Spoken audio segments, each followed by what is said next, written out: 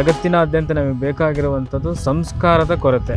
ಇವತ್ತು ವಿದ್ಯೆ ಸಿಗ್ತಾ ಇದೆ, ವಿದ್ಯೆ ಮುಖ್ಯ ಅಲ್ಲ, ಸಂಸ್ಕಾರ ಬೇಕಾಗಿರುವಂಥದ್ದು. ಧರ್ಮ ನಿಮಗೆ ಪುಸ್ತಕದಲ್ಲಿ ಸಿಗ್ತಾ ಇದೆ, ಪುಸ್ತಕದಲ್ಲೆಲ್ಲ, ಪುಸ್ತಕದಿಂದ ತಿರುಳು ಅರ್ಥೈಸಿಕೊಳ್ಳುವಂಥದ್ದು ಆಗಬೇಕಾಗಿದೆ.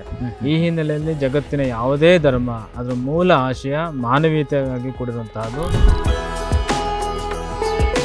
ಶ್ರಮಿಕ ವರ್ಗದ ಸಮುದಾಯಗಳು ಯಾಕೆ ಅಭಿವೃದ್ಧಿ ಆಗ್ತಾ ಇಲ್ಲ ಅಂತಂತಂದ್ರೆ ಅವ್ರಿಗೊಂದು ಶಾಪ, ದುಶ್ಚಟ ಎನ್ನುವಂಥ ಶಾಪ.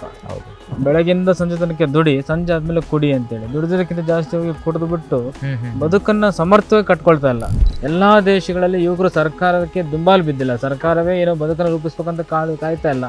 ಆದ್ರೆ ಅವ್ರದ್ದೇ ಆಗಿರುವಂತಹ ಒಂದು ಉತ್ಪನ್ನವನ್ನು ಅವ್ರು ಮಾಡ್ಕೊಳ್ತಾ ಇದ್ರೆ, ಈ ಹಿನ್ನೆಲೆಯಲ್ಲಿ ಭಾರತದ ಯುವಕರು ಕೂಡ ತಮ್ಮ ಉದ್ಯೋಗವನ್ನು ತಾವು ಸೃಷ್ಟಿಸ್ಕೊಳ್ಳೋದ್ರ ಮೂಲಕವಾಗಿ ತಮ್ಮ ಕೈಗಳಿಗೆ 10 ಕೈಗಳಿಗೆ ಕೆಲಸ ಕೊಡೋದ್ರ ಮೂಲಕವಾಗಿ ಮಾಡಿದರೆ ಮಾತ್ರ ನಮ್ಮ ಭಾರತ ದೇಶ ಆರ್ಥಿಕವಾಗಿ ಸದೃಢ ಸಮಾಜ ಆಗಲಿಕ್ಕೆ ಸಾಧ್ಯತೆ ಇದೆ. ಇಲ್ಲ ಅಂತಂದರೆ ನಿರುದ್ಯೋಗ, ಬಡತನ ಇನ್ನೂ ರಾರಾಜಿಸುವಂಥ ದಿನಗಳು ಇನ್ನೂ ಹಾಗೆ ಉಳಿಯುತ್ತೆ ಅನ್ನೋಂಥದ್ದು.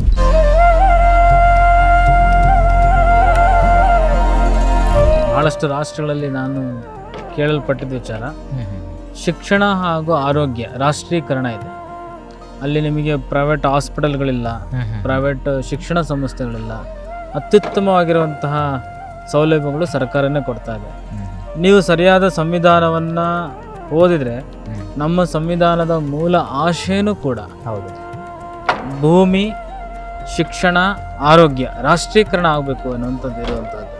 ಗುರುಗಳು ಜಾತ್ಯತೀತವಾಗಿ ಮಠದ ಒಂದು ದೂರದೃಷ್ಟಿಯನ್ನು ಹಾಕಿಕೊಟ್ಟಂಥರು.